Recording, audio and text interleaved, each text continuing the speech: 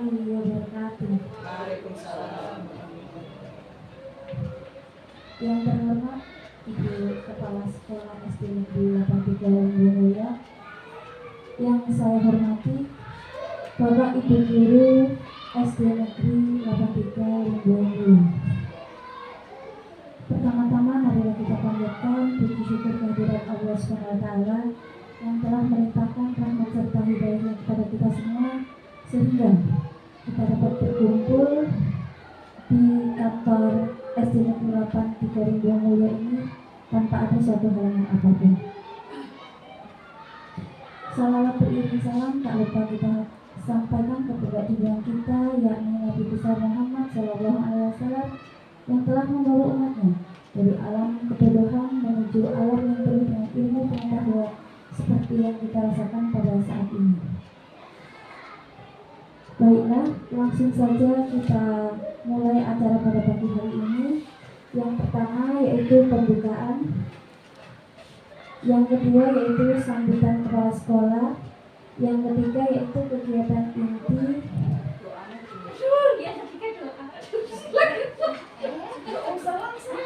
ini main-main. Ya. Yang ketiga doa, dan yang keempat yaitu kegiatan inti kita pada pagi hari ini. Untuk memasuki acara yang pertama, marilah kita buka acara ini dengan bacaan basmalah. Bismillahirrahmanirrahim. Acara yang kedua yaitu sambutan kepada Ibu Kepala Sekolah, kami persilakan. Terima kasih waktu yang diberikan oleh pengelola acara. Yang saya hormati Bapak Ibu Guru SD 83 yang kumpul pada hari ini di kantor ini. Pertama-tama marilah kita panjatkan puji dan syukur kehadirat Allah Subhanahu wa Ta'ala, yang mana berkat rahmatnya dan hidayahnya kita bisa berkumpul di kantor ini.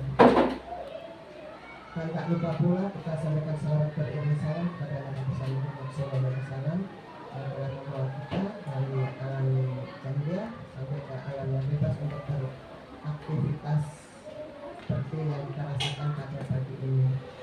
Terima kasih sekali pada pagi ini kita mengadakan acara kegiatan dari guru penggerak untuk memaparkan ilmunya yang selama ini dipelajari, dan mudah-mudahan kepada Bapak Ibu Guru bisa mengeterapkan juga ilmu-ilmu yang didapat oleh Ibu Lisa selama mengikuti jadi guru penggerak.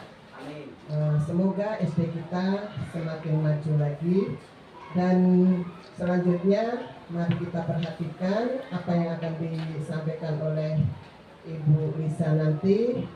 Kita ambil ilmunya Bapak Ibu ya, yang mana ilmu-ilmu yang didapat ini itulah keadaan yang sebenarnya untuk mendidik anak kita.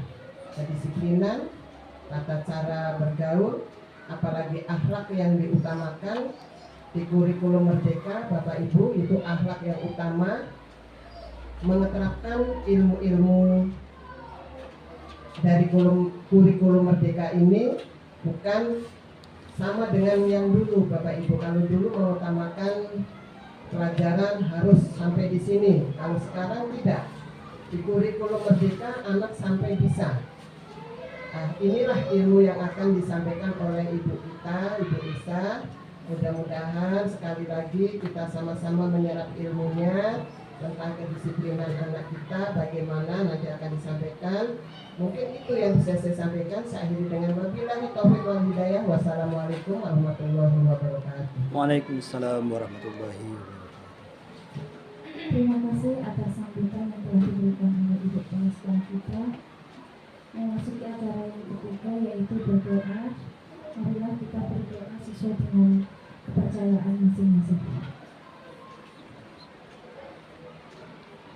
Berdoa selesai. Acara yang keempat yaitu kegiatan inti yang akan disampaikan oleh Ibu Lisa Sulastri SPD SD. Kepadanya kami persilakan.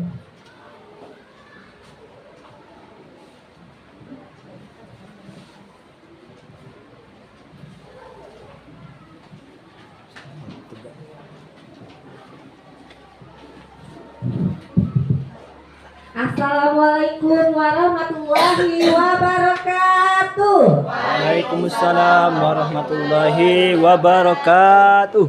Selamat siang guru hebat, salam bahagia. Saya Lisa Sulastri, calon guru penggerak angkatan 9 dari Kabupaten Tebo, Provinsi Jambi. Di sini saya akan melakukan sosialisasi atau diseminasi budaya positif modul 1.4 pada pembelajaran guru penggerak, yang mana isinya yang akan dibahas yang pertama disiplin positif dan nilai-nilai kebajikan, yang kedua teori motivasi, hukuman dan penghargaan, yang ketiga keyakinan kelas, keempat kebutuhan dasar manusia dan dunia berkualitas, kelima posisi kontrol restitusi. Saya mau bertanya, dari 5 yang sudah saya sebutkan, apakah Bapak Ibu sudah pernah mendengar? Belum.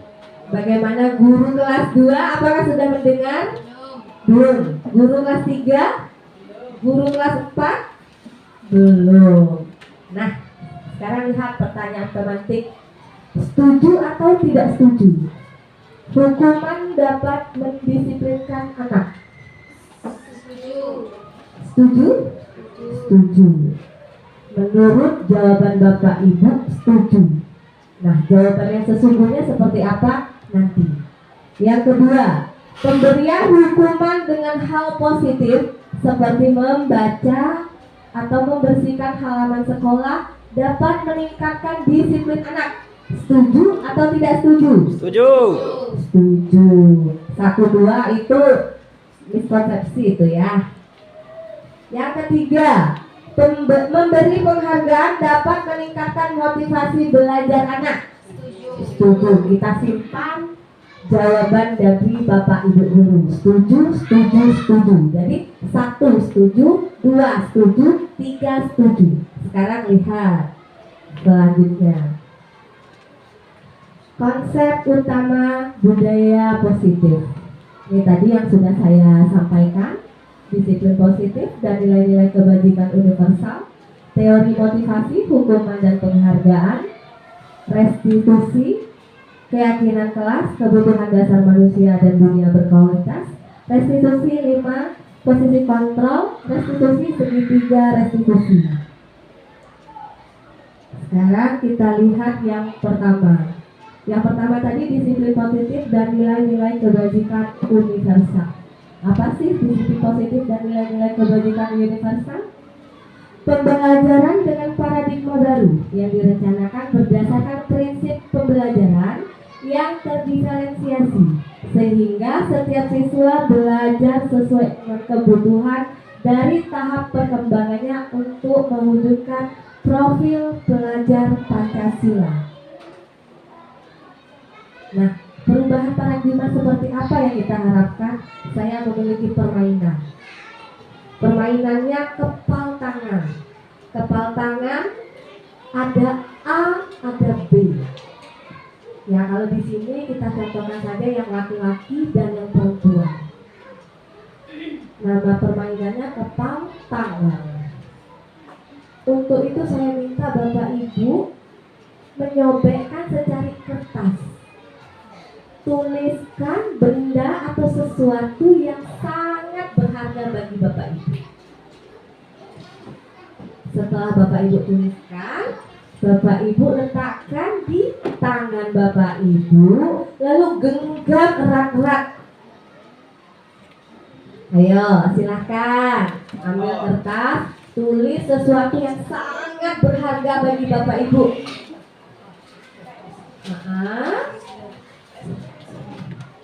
Sudah Bapak Ibu tulis, sekarang coba angkat tangannya, kepal tangannya angkat. Sudah Bapak Ibu kepal? Iya. Nah, yang A mengepalkan tangannya dengan menuliskan sesuatu yang sangat berharga. Yang B itu melakukan atau meminta dengan berbagai cara untuk si A membuka kepalanya. Apa kata si B? Bukalah kepala tuh. Kaki saya kasih permen. Kata A, dah. karena sangat berharga. Dibujuk, tahu-tahu si A tetap tidak mau membukanya. Terus cara kedua yang dilakukan si B, buka gak? Kalau gak buka kaget, nah saya tunggu di sini Pak, dengan cara mengancam. Tetapi si A apa yang dilakukan? Tetap dia mengepalkan tangan. Karena apa? Karena sangat berharga. Sesuatu yang sangat berharga yang ada di kepala tangannya. Terus si B tidak putus asa, dilakukan lagi cara ketiga dengan cara menghardik. Hei, buka ada kepala tangan itu. Tetap si A tidak mau membuka. Si B merayu lagi. Ayolah kita makan bakso, tapi buka dulu kepala tangan. Mau tak Bapak Ibu buka? Mau tidak? Lagi rayu dengan semangka bakso? Tidak mau? Tidak mau. Nah dengan cara menyuap lagi. Kaget saya kasih duit 20 juta. Bukalah kepala tangan tuh. Mau tak? Mau tak? Berarti Bapak Ibu tidak menghargai kepala tangan Bapak Ibu karena tidak berharga. Jadi walaupun dilakukan upaya si B, Bapak Ibu tetap tidak mau membuka kepala tangan. Karena apa? Ini sangat penting bagi Bapak Ibu. Nah, apa yang terjadi? Inilah yang dinamakan kontrol atau kendali. Jadi si A tadi memiliki kontrol penuh terhadap tindakan membuka atau menutup tangannya. Sementara si B memiliki kendali upaya meyakinkan si A untuk membuka tangan. Nah, kegiatan ini ilustrasi sebenarnya. Ilustrasi pengaruh dari dinamika kekuasaan, kontrol dalam interaksi manusia. A memiliki kontrol atas tindakan fisik, namun B memiliki pengaruh atas keputusan A melalui tindakan-tindakan yang dilakukannya untuk membujuk A. Pengambilan keputusan akhir tetap pada A, tetap pada diri kita sendiri. Walaupun kita dirayu, dibujuk, diancam, kalau Bapak Ibu memiliki kontrol diri, Bapak Ibu lah yang memiliki keputusan tersebut. Selanjutnya, teori ini dinamakan ilusi kontrol, ilusi guru mengontrol murid, ilusi bahwa kritik dan membuat orang merasa bersalah dapat menguatkan karakter, ilusi bahwa semua penguatan positif efektif dan bermanfaat, ilusi bahwa orang dewasa memiliki hak untuk memaksa. Apa sih perbedaan paradigma stimulus respon dengan teori kontrol? Stimulus respon, kita mencoba mengubah orang agar berpandangan sama dengan kita. Sementara teori kontrol mengatakan kita berusaha memahami pandangan orang lain tentang dunia. Perbedaan yang kedua, perilaku buruk dilihat sebagai suatu kesalahan. Sementara teori kontrol mengatakan semua perilaku memiliki tujuan. Perbedaan yang selanjutnya, orang lain bisa mengontrol saya, itu respon. Kalau kontrol mengatakan Anda tidak bisa mengontrol orang lain. Teori stimulus respon mengatakan pemaksaan ada pada saat bujukan gagal. Teori kontrol mengatakan kolaborasi dan konsensus menciptakan pilihan-pilihan baru. Stimulus respon mengatakan model berpikir menang atau kalah. Nah, sementara teori kontrol mengatakan model berpikir menang-menang. Tidak ada yang berpikir negatif, itu untuk kontrol diri. Sekarang kita masuk tentang disiplin positif. Disiplin berarti belajar. Makna lain disiplin membuat orang menggali potensinya menuju sebuah tujuan apa yang dia hargai. Namun dalam budaya kita disiplin berarti sesuatu yang dilakukan seseorang pada orang lain untuk mendapatkan kebutuhan. Nah, jadi Bapak Ibu sekarang sudah punya konsep baru, disiplin. Sesungguhnya itu artinya sesuatu yang dilakukan seseorang pada orang lain untuk mendapatkan kepatuhan. Di garis bawahi kepatuhan. Disiplin dengan ketidaknyamanan, bukan dengan apa yang kita hargai untuk pencapaian tujuan mulia. Disiplin positif merupakan salah satu cara penerapan disiplin yang bertujuan untuk menumbuhkan kesadaran serta memberdayakan anak untuk melakukan sesuatu tanpa sogokan, ancaman maupun hukuman. Nilai-nilai kebajikan. Yang pertama, setiap perilaku atau perbuatan memiliki suatu tujuan. Yang kedua, nilai kebajikan dapat dicapai oleh setiap anak Indonesia dengan profil belajar Pancasila sesuai dengan kurikulum yang kita terapkan saat ini, yaitu beriman, bertakwa kepada Tuhan Yang Maha Esa dan berakhlak mulia, mandiri, bernalar kritis, berkegiatan global, bergotong royong, dan kreatif. Sekarang kita masuk materi yang kedua, teori motivasi, hukuman, dan penghargaan serta restitusi. Apa sih motivasi? Apa sih hukuman dan penghargaan? Apa sih restitusi? Nah, tadi Bapak Ibu di pertama kali saya sudah membuat pertanyaan tematik. Hukuman dapat mendisiplinkan anak. Bapak Ibu menjawab setuju. Kita lihat. Menghindari ketidaknyamanan dan hukuman. Apa yang akan terjadi apabila saya tidak melakukannya? Murid melakukan disiplin diri karena tidak takut dihukum. Ini merupakan motivasi ekstrinsik dari luar. Karena apa? Dia disiplin karena dia takut dihukum, makanya dia disiplin. Yang kedua, mendapatkan imbalan atau penghargaan dari orang lain. Di sini murid melakukan disiplin diri karena ia ingin mendapatkan imbalan. Artinya ini unsur dari luar juga, ekstrinsik. Saya disiplin biar nanti Bapak Guru kasih saya hadiah. Itu motivasi dari luar. Nah, disiplin positif yang selanjutnya adalah restitusi. Apa itu? Murid melakukan disiplin diri karena ia sadar akan nilai-nilai kebajikan dirinya. Nah, inilah yang dinamakan motivasi intrinsik. Paham ya Bapak Ibu?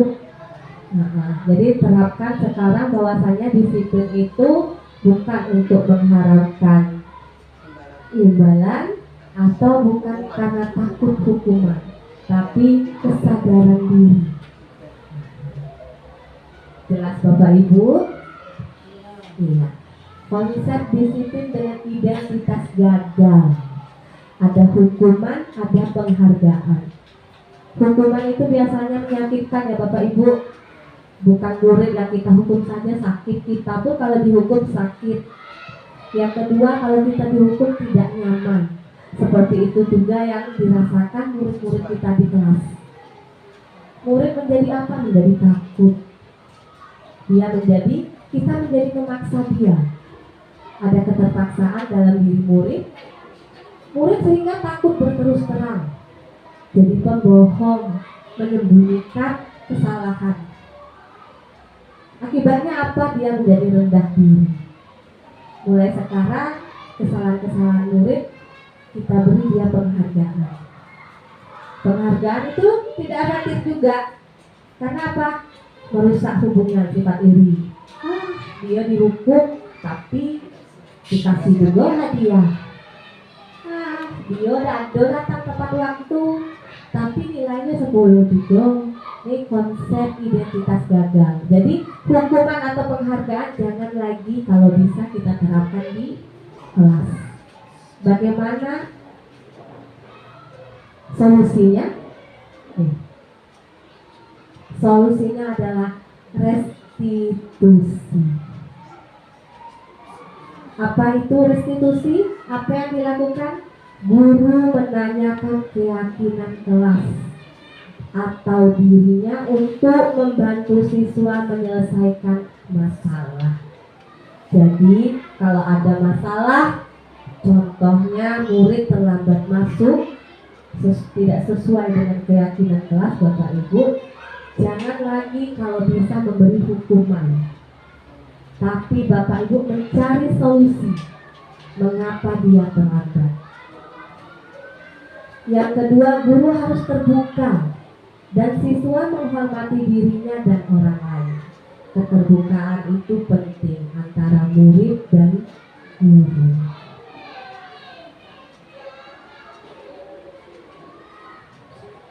Ciri-ciri restitusi adalah bukan menebus kesalahan, namun belajar dari kesalahan. Memperbaiki hubungan, tawaran bukan paksaan. Menuntun untuk melihat kedalaman diri, mencari kebutuhan dasar yang mendasari tindakan. Fokus pada karakter, bukan tindakan. Menguatkan dan fokus pada solusi. Jadi Bapak Ibu, setelah saya sosialisasikan materi disiplin positif, nilai-nilai kebajikan, teori motivasi, hukuman, dan penghargaan, apakah mulai sekarang sudah punya gambaran bagaimana Bapak Ibu nantinya di kelas menghadapi masalah-masalah dan mencari solusi terhadap masalah? Apakah Bapak Ibu sudah memiliki gambaran? Kira-kira Bapak Ibu mau melakukan perubahan? Semoga. Nah, kembali lagi ke pertanyaan pemantik yang pertama tadi. Setelah saya berikan konsep, hukuman dapat mendisiplinkan anak. Tidak setuju. Tidak setuju. Iya. Pemberian hukuman dengan hal positif seperti membaca atau membersihkan halaman sekolah dapat meningkatkan disiplin anak. Bagaimana Bu Sari? Tidak setuju karena termasuk penghargaan.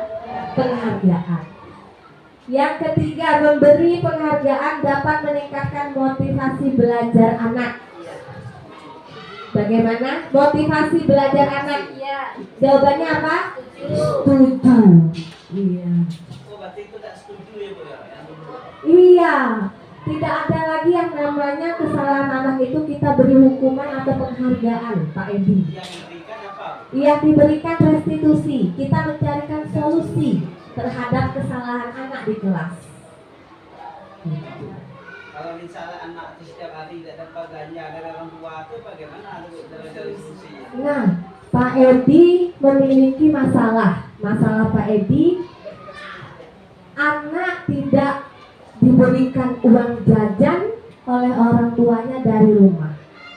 Nah, kira-kira siapa yang bisa memberikan pendapat? Apa sih solusi terhadap masalah yang dihadapi Pak Edi di kelas? Ya, silakan Bu Pau.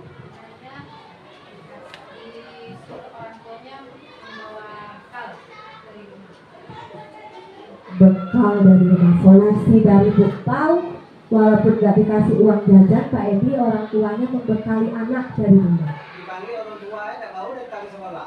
Orang tuanya sudah dipanggil nggak mau datang ke sekolah. Iya. Iya. Nah. Berarti di sini guru berperan penting. Apa peran guru? Jadilah guru yang beriman, bertakwa kepada Tuhan Yang Maha Esa. Tingkatkan jiwa sosial Bapak Ibu guru. Sumbangkan sedikit uang Bapak Ibu guru kepada murid kita. Itu solusi dari saya. Bagaimana Bapak Ibu yang lain? Apakah memiliki masalah lagi? Tidak.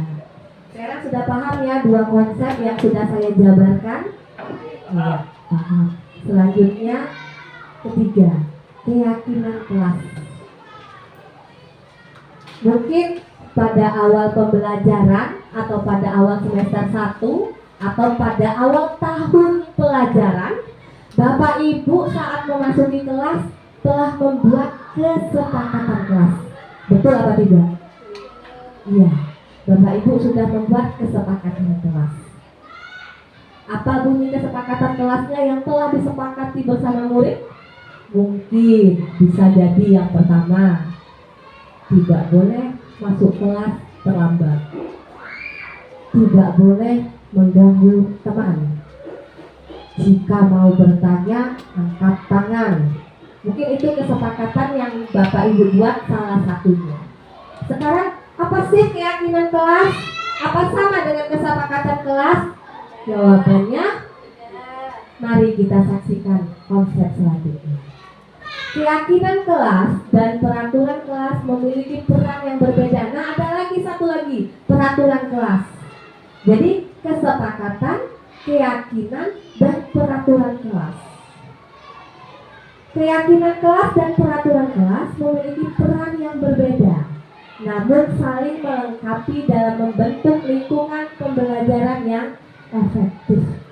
Peraturan kelas adalah pedoman atau aturan tertulis yang mengatur perilaku dan tata tertib di kelas.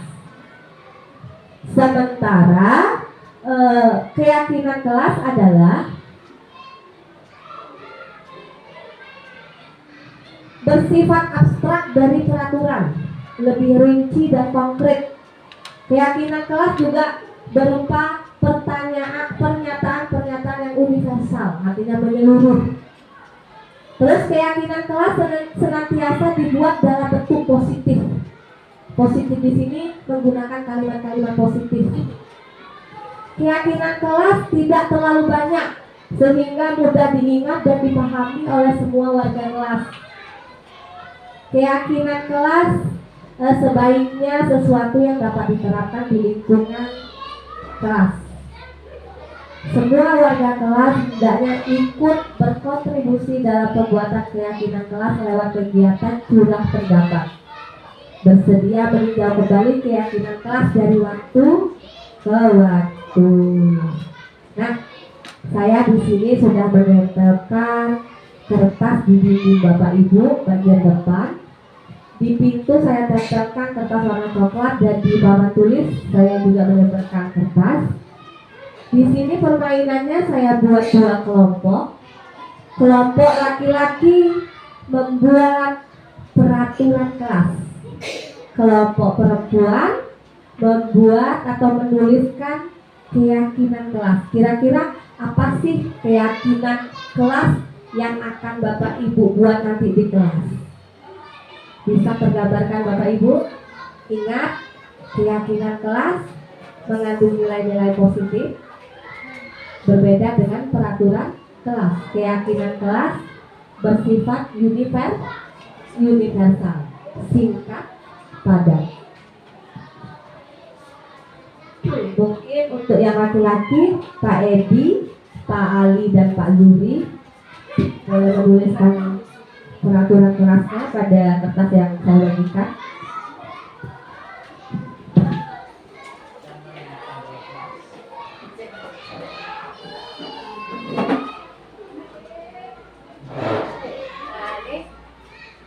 Silakan Bapak Ibu tulis. Kalau yang perempuan, iya. Yang laki-laki peraturan kelas. Jadi nanti di sini Bapak Ibu bisa membedakan peraturan kelas itu yang bagaimana, keyakinan kelas itu yang bagaimana.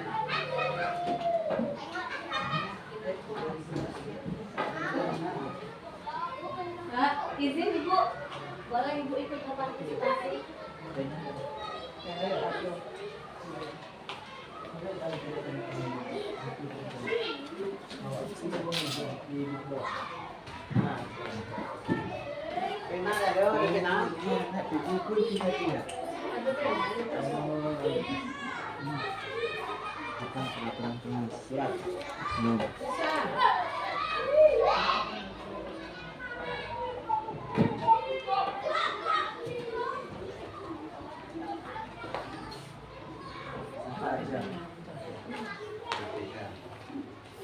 Ini Bu.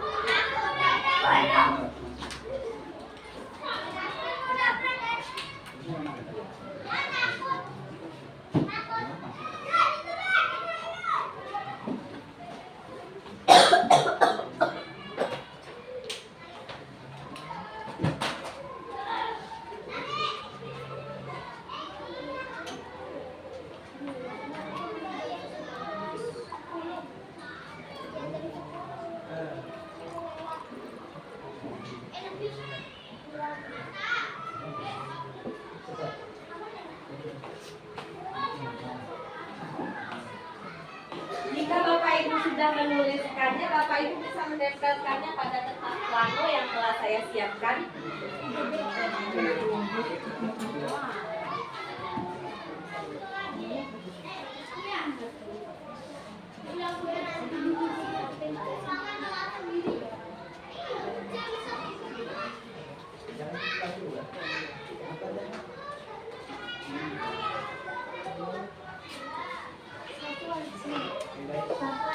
Tidak apa-apa. Satu guru satu.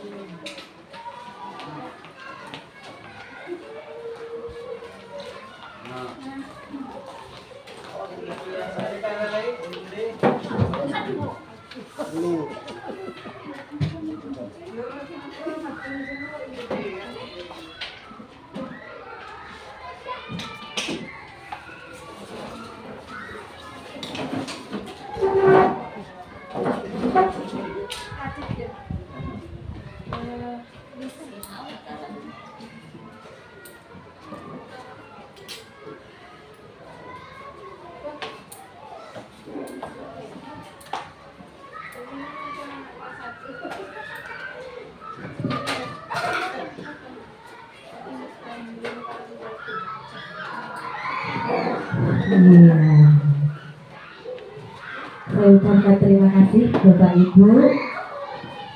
Bapak Ibu sudah menempelkan di plano yang sudah saya tempel. Di sini peraturan kelas, di sini keyakinan kelas.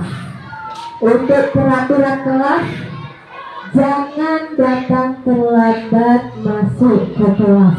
Ya. Nah, kalau peraturan kelasnya jangan terlambat masuk ke kelas, keyakinan kelasnya apa kira-kira? Datang tepat waktu. Yap.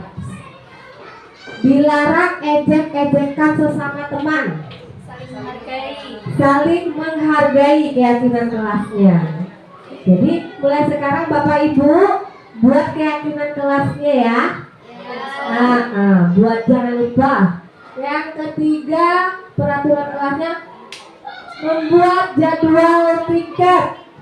Apakah ini peraturan kelas? Membuat jadwal piket. Membuat jadwal piket. Ini peraturan atau keyakinan? Apa Bu Sari?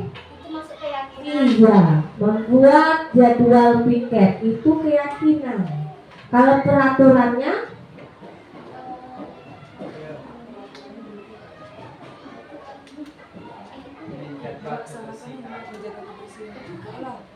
membuat jadwal pelajaran bisa juga. Bukan maksudnya gitu. Keyakinannya membuat jadwal piket. Peraturannya apa? Ingat konsep peraturan menggunakan kata-kata negatif, sementara keyakinan lebih ke positif. Tapi kan jangan terlambat. Jangan Jangan terlambat bagi yang jangan terlambat bagi yang tiket. piket. Itu bisa juga, atau jangan melalaikan tugas di kelas. Jangan melalaikan. Jadi kalau membuat jadwal piket, sekarang kita konsisten dan komitmen. Ini masuk ke peraturan atau keyakinan? Keyakinan. Maaf, saya pindahkan ya. Ini punya siapa? Iya, maaf ya. Saya pindahkan ke sini. Dia kita kelompokkan ke keyakinan kelas. Peraturan selanjutnya, dilarang mencoret dinding dan tidak menjaga kebersihan sekolah. Kira-kira keyakinan kelasnya apa? Dilarang mencoret dinding, menjaga kebersihan. Tepuk tangan untuk kita semua. Alhamdulillah, konsep, keyakinan, dan peraturan insya Allah Bapak Ibu sudah paham dan bisa diterapkan di kelas. Iya. Dan mudah-mudahan setelah sosialisasi hari ini Bapak Ibu bisa membuat keyakinan kelas bersama murid-murid yang Bapak Ibu banggakan. Ya, ups. Selanjutnya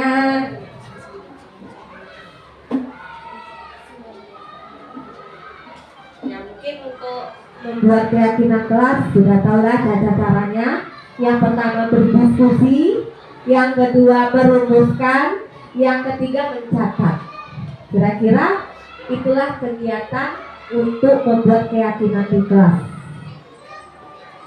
Ini contoh keyakinan kelas yang ada di kelas 1. Mati lampu apa ya?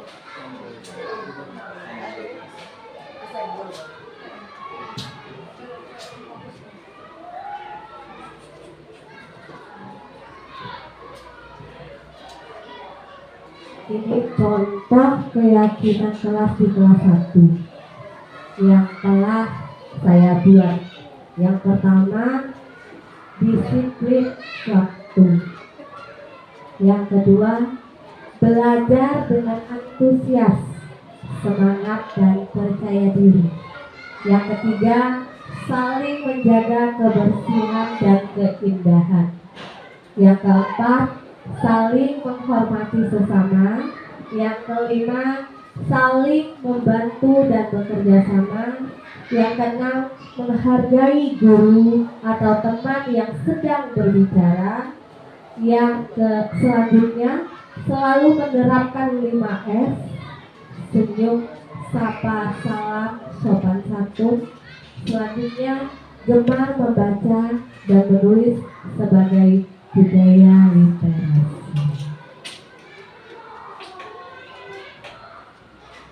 Sampai di sini 3 konsep yang telah saya berikan. Apakah Bapak Ibu sudah memahami? Semoga tidak ada miskonsepsi di antara kita atau tidak ada dusta di antara kita, dan bisa Bapak Ibu terapkan nanti di kelas. Harapannya setelah ini Bapak Ibu action di kelas bersama murid-murid tercinta. Materi selanjutnya, kebutuhan dasar manusia dan dunia berkualitas.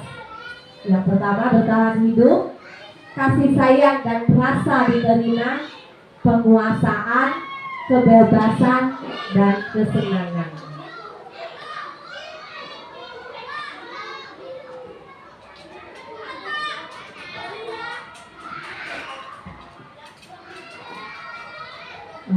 Baru kita simak video berikut.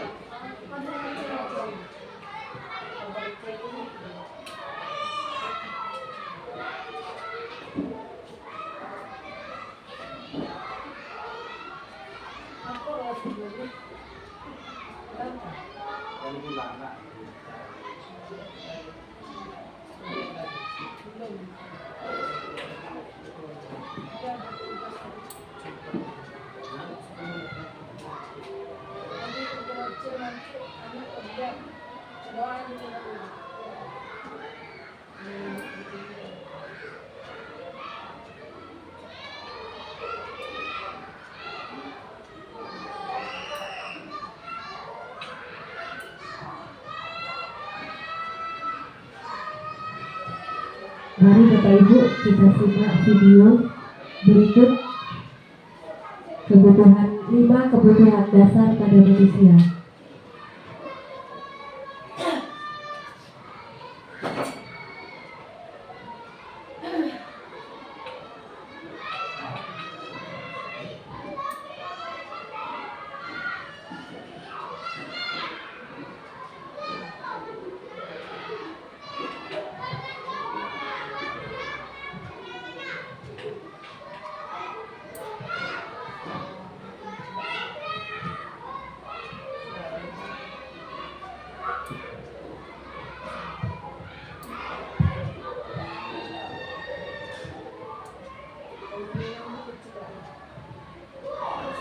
Mungkin Bu Sari bisa membantu saya sebentar. Kalau belum disuruh jangan keluar, di dalam aja dulu.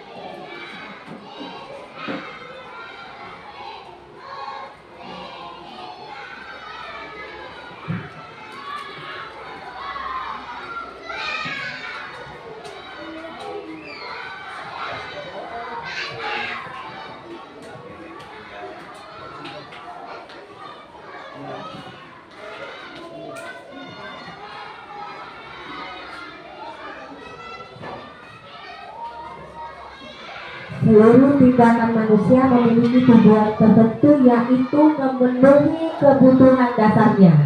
Ketika kelima kebutuhan dasar telah terpenuhi secara memadai, maka murid akan tumbuh seimbang dan bahagia. Sebaliknya, ketika kebutuhan dasar tidak terpenuhi dengan baik, maka seseorang akan mengalami emosi negatif seperti bosan, sedih, kecewa.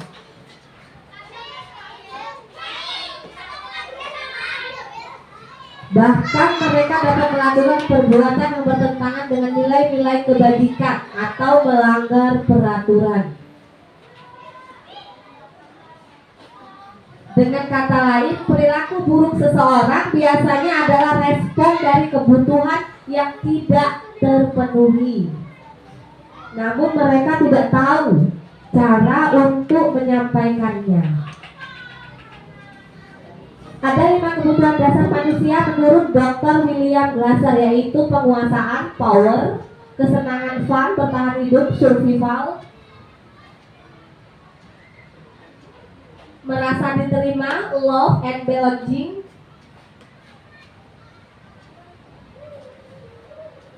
kebebasan atau freedom.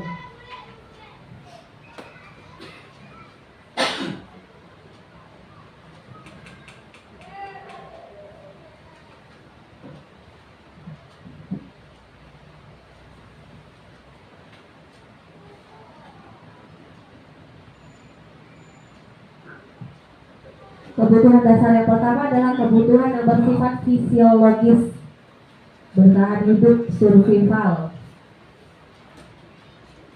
Misalnya kesehatan, rumah, dan makanan. Jadi untuk bertahan hidup kita memerlukan kesehatan, rumah, kebutuhan biologis sebagai bagian dari proses reproduksi, termasuk kebutuhan untuk tetap bertahan hidup. Kebutuhan untuk merasa aman juga termasuk dalam kebutuhan ini.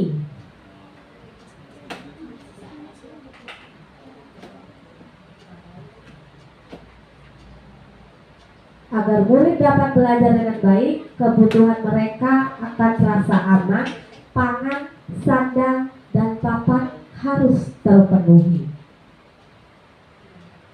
Bagaimana mungkin mereka dapat belajar dengan baik bila mereka datang ke sekolah dengan perut yang lapar atau bila rumah mereka kebanjiran?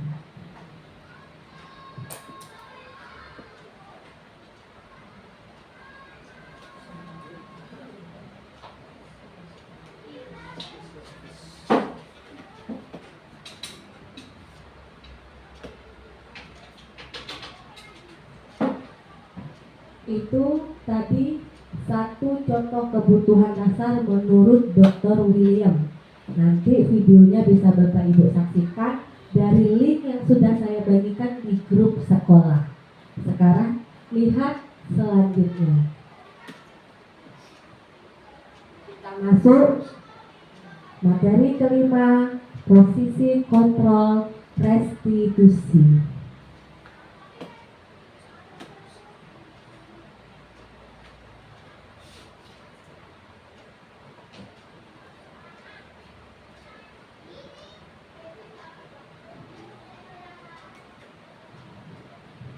Restitusi adalah proses menciptakan kondisi bagi murid untuk memperbaiki kesalahan mereka sehingga mereka bisa kembali pada kelompok mereka dengan karakter yang lebih kuat. Yang pertama, penghukum, pembuat rasa bersalah, teman, pemantau atau manajer.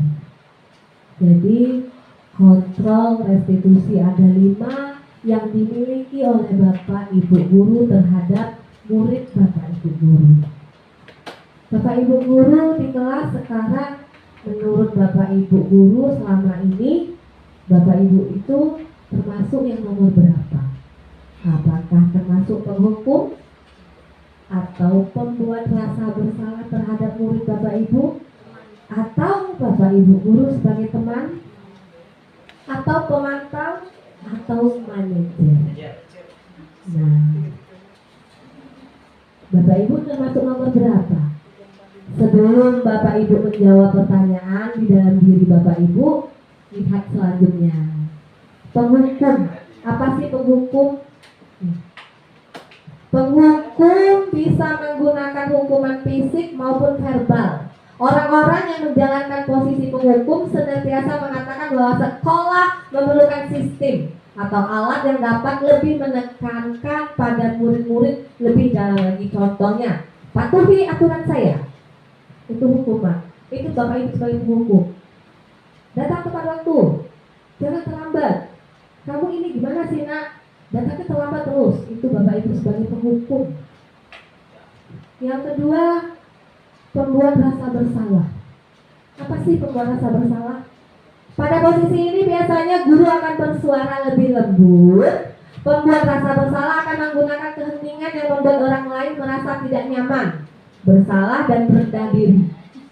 Ada anak murid di Bapak Ibu datang terlambat, Bapak Ibu diam saja, tidak menyapa, tidak juga dimarahi, Bapak Ibu diam saja. Jadi anak merasa bersalah.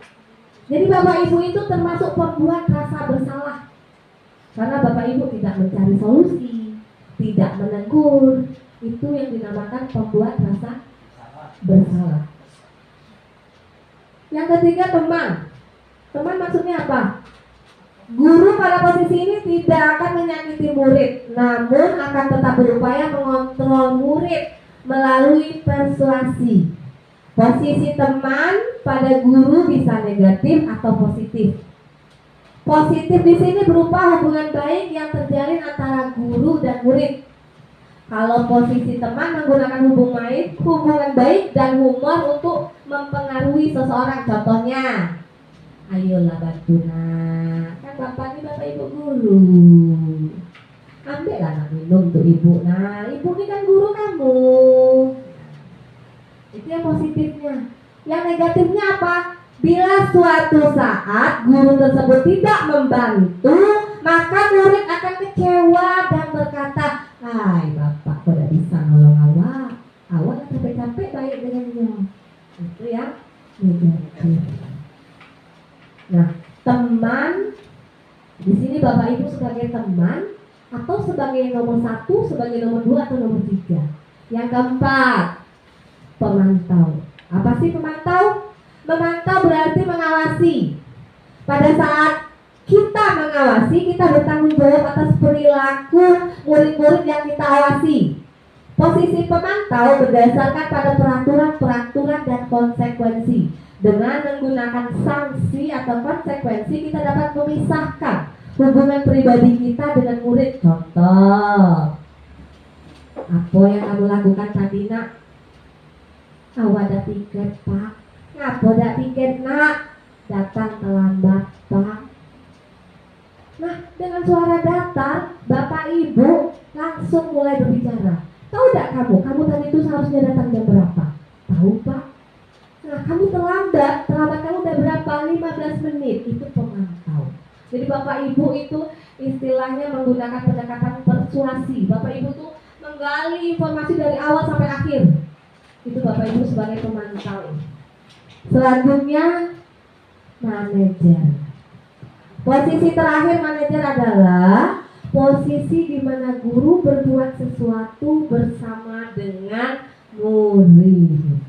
Mempersilahkan murid mempertanggungjawabkan perilakunya, mendukung murid agar dapat menemukan solusi atas permasalahannya sendiri. Jadi seorang manajer telah memiliki keterampilan di posisi teman, pemantau, atau sewaktu-waktu bisa menjadi manajer. Jadi di sini murid diajak untuk menganalisa kebutuhan dirinya maupun kebutuhan orang lain. Di sini penekanan bukan pada kemampuan membuat konsekuensi, tetapi berkolaborasi dengan murid untuk memperbaiki kesalahannya. Apakah Bapak Ibu sudah paham? Sudah tergambar Bapak Ibu selama ini di kelas sebagai apa? Ya, harap sebagai manajer. Alhamdulillah, tepuk tangan untuk Pak Edi. Iya. Berarti tanpa sadar Pak Edi telah menjadi manajer bagi muridnya. Berarti muridnya merasa nyaman dan bahagia menuntut ilmu.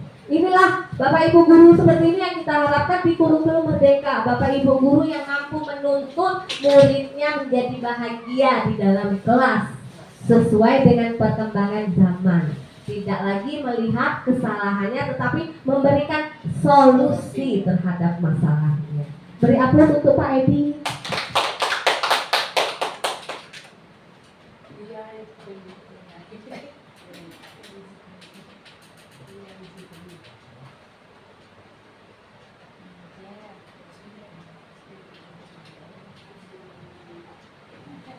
Demikianlah materi tentang budaya positif di modul 1.4 yang telah saya paparkan kepada Bapak Ibu guru.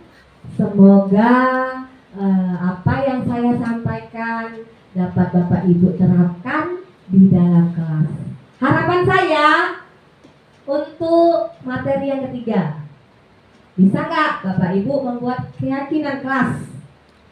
Mungkin kemarin sudah membuat kesepakatan. Sekarang Bapak Ibu buat keyakinan kelas. Jadi langkah awal yang Bapak Ibu lakukan adalah berkolaborasi dengan murid dan membuat keyakinan kelas. Bukan lagi kesepakatan, kelas berdasarkan peraturan-peraturan yang telah Bapak Ibu miliki, baik itu peraturan tertulis maupun tidak tertulis. Demikianlah materi dari saya, lebih dan kurang saya mohon maaf. Saya Alisa Sulastri, calon guru penggerak Angkatan 9. Mohon maaf yang sebesar-besarnya dan saya akhiri dengan Assalamualaikum warahmatullahi wabarakatuh. Waalaikumsalam warahmatullahi wabarakatuh.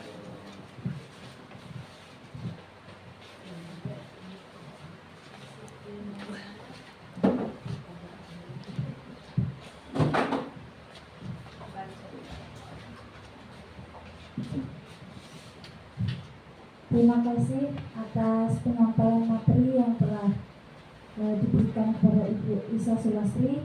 Mudah-mudahan apa yang disampaikan pada pagi hari ini bisa diterapkan di kelas kita masing-masing. Amin. Memasuki acara yang kelima yaitu penutup. Saya akhiri. Wabillahi taufiq wal hidayah. Wassalamualaikum warahmatullahi wabarakatuh. Waalaikumsalam.